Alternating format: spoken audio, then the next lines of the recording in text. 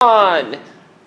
Okay, so Adapting to Urban Heat by Emma, Vanessa, me, Amber, and Kalem was not able to make it.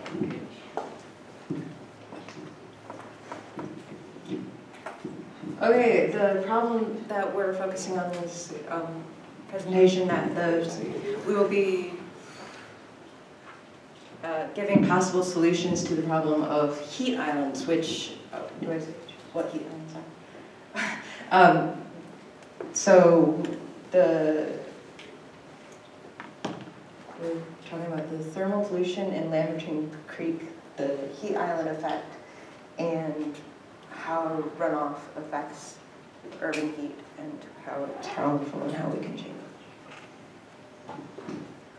Okay, so a heat island is basically an area that is warmer than the surrounding areas. As you can see here, the heat is increased. And this is a big problem because the heat of the area that's a lot warmer increases the water, and that's going to kill our fish. And it increases the heat at night as well, which also we could save a lot of energy from it and money if we did not have this problem. And So, telling that you guys don't know what impervious surfaces are, it's surfaces that water can't break through, like concrete and pavement, that when rain falls down on, it will run off and go, and it will collect sediment. It will hit the concrete and materials that are hotter than the pervious surfaces, like grass, and then they go into storm drains and go into the river, which raises the heat in the river and the sediment in the river, which kills fish and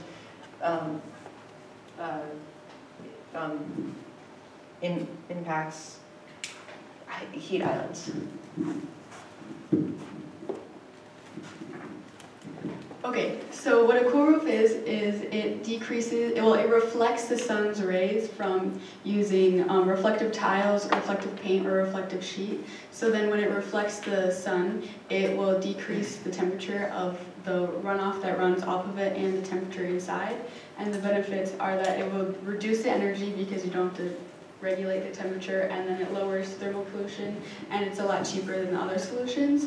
And then some of the challenges is that if it's a multiple story building, it will only work on the top few levels, and if there are higher buildings next to it, it will reflect onto the sides of those buildings. And then this is what the reflective coat on the tiles, the reflective paint, and the reflective sheet. Okay, another solution that we came up with was green roofs, and that's a good alternative to cool roofs. But it's more expensive, but it has a lot of additional benefits. The theory of the cool roof also applies to this in that it's green, which is not as cool as white, but it is cooler than most roofs. And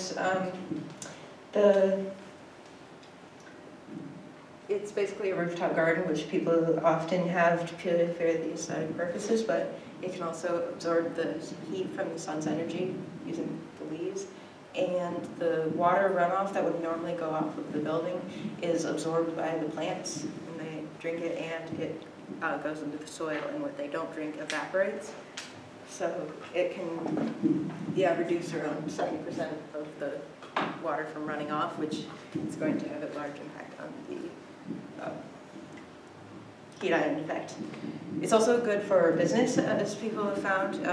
Public image for businesses with green roofs went up, and also the buildings who have it, their energy went down because they don't have to spend as much on air conditioning.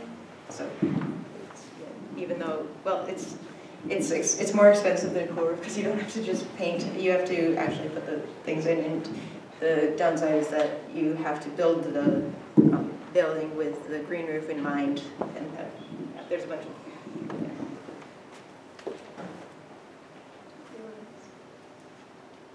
Okay, so cool pavements. Cool pavements consist of porous or pervious pavements, also as light colored pavements. So the benefits of permeable services are is that it reduces stormwater temperature, and it's a money saver because it's a lot cheaper than installing stormwater infrastructure, and it also increases road safety because it increases traction and there are less puddles.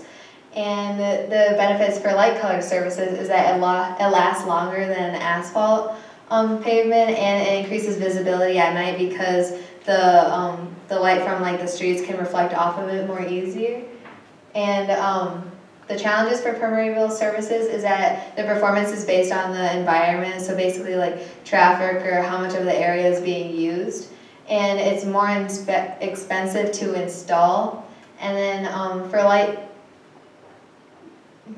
colored surfaces, the shipping is cost prohibitive, and the production increases greenhouse gas emissions, but concrete has always been like one of the main factors, but they have recently created solutions that are bringing those down. This was Kalem's slide.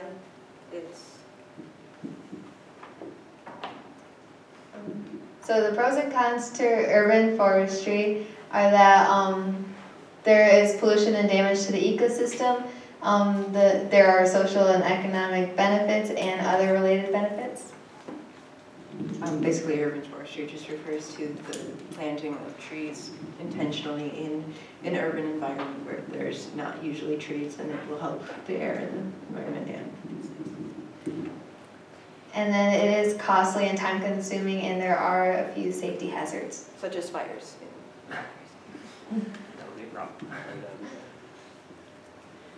Okay, so curb planters are areas of dirt, sand, or rock or other plants next to impervious surfaces. So it will decrease the amount of impervious surfaces, and it will help the runoff infiltrate naturally. And really the only challenge is you just have to take care of it however you do. And here are some next to parking lot or a sidewalk, and then there are also some that you can put like right below a gutter, so wherever your gutter leads to will not just run off, it'll go into a plant. Gives you a little bit more.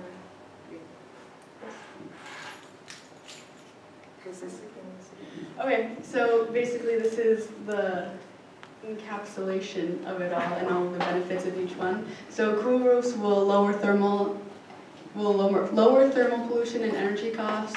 Green roofs will decrease runoff, energy costs, and potential benefits of having gardens. So if you want to grow food above your business, you know, fresh veggies and stuff. And then cool pavements will last longer and keep the heat island effect down. Urban forests increase sales, increase oxygen, and lower greenhouse gases. Curb planters would decrease runoff and prevent floods, and all of them are good for the economy and individual business. Okay, so as a conclusion, we thank you for your time and patience. And you know, this is our world, and we want to take care of everything that we have. We don't want it to keep plummeting down. So some of these ideas haven't been implemented, but we highly encourage that they do because the benefits strongly outweigh the negatives. And so yeah, thank you.